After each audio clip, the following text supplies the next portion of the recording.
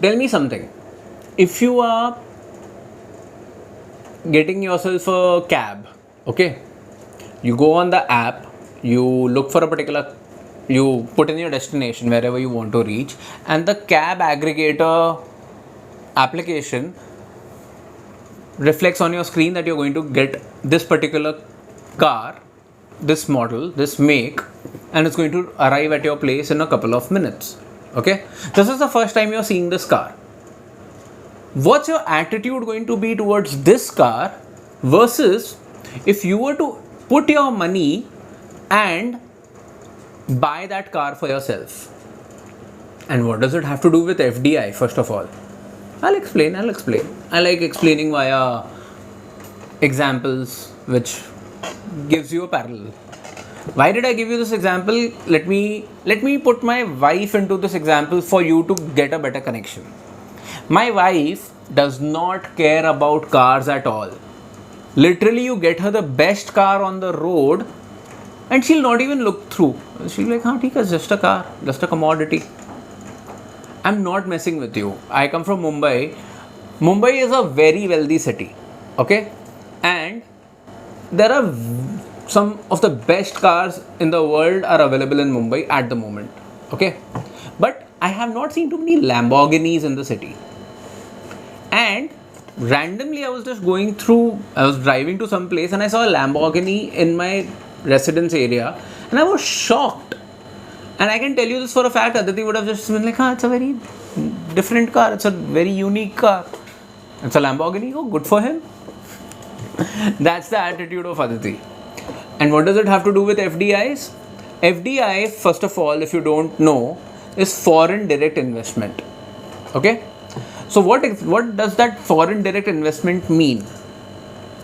A foreign company, a foreign fund, a foreign organization invests their money in an Indian company. Okay?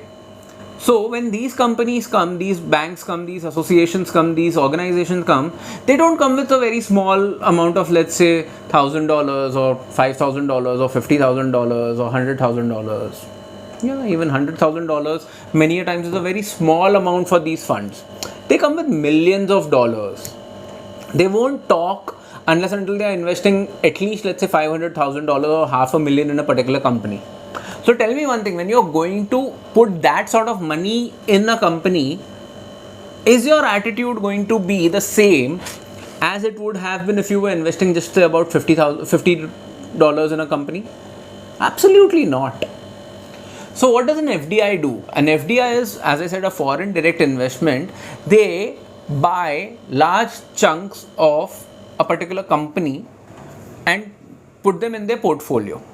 So the way you and I take our money and let's say we'll buy shares worth 5,000, 10,000, 50,000, lakh, 2 lakh, 5 lakh rupees. These companies will come and buy shares worth 1,000 crores, 2,000 crores, 500 crores in a particular company. Now this sort of money is not invested directly by the organization. They will have a lot of analysts, they will have a lot of bankers looking into every line item of the company's balance sheet. They would understand the business of the company, and when they are investing, they're not necessarily investing as a trading aspect of it. They're not going to just take the money out in 3 months unless and until something very drastic happens in the company or the Indian markets. They will invest, they would want to invest for decades at a stretch. So their investment strategy is also going to be on basis of how is this company expected to perform 20 years down the line, 30 years down the line. That is what a foreign direct investment does.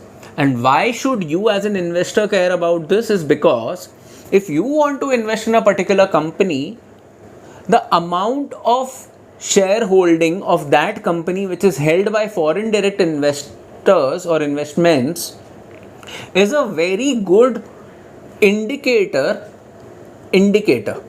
of what is the quality of the share of this particular company. Now, why do I say indicator is because it's just one of the factors. Let's say if the share price today is at 200 rupees per share And the foreign direct investment of this company is, let's say, 30%. 30% of this company is owned by foreign directors, foreign investors, institutions. Okay? Tell me one thing. How is that going to help you? Because this FDI had invested in this company when the share price of this company was 20 rupees per share. You are investing at 200 rupees per share. Do you see the difference? This only shows you that if 30% of this company is held by the FDI, it's a good investment, it's a relatively safe investment. But what exactly is the standing of the company today? If at 200 rupees per share, if it makes sense for you to put your money into this company, that is something that you're supposed to figure out with your research. So when you're putting in your research, the promoter, the company, the size of the company, the industry that it is working in, the microeconomics, the FDI, the taxation laws of the country for the particular industry that the company is operating in, the competitors, the foreign competitors, the alternatives, the seasonality of the business of the company. These are just some of the factors which I can think of at the top of my head. I'm not sure if I mentioned the macroeconomics and the microeconomics. Everything plays a part. Every factor can make and break the company. So FDI is one very important indicator which you should look at for sure, but only because FDI investment of a particular company is, let's say, 20%, 30%, it should not be the deciding or the only deciding factor of your investment. As I've always said, you are extremely responsible. You are the only person responsible for all the money that you invest in a particular company. So please be responsible. Take that responsibility and make sure that you invest in good companies and you invest wisely in any company that you invest in. And FDI is just going to be one of the investing parameters that you're supposed to look at or you're supposed to consider.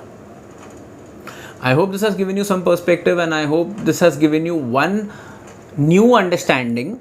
And if you found this to be useful, do not forget to hit the like button and show support to this channel. That's about it from me in today's video. I'll now see you in the next video. Until then, please keep smiling. Take care of your loved ones and I'm sorry. Please keep smiling. Take care of your loved ones and catching.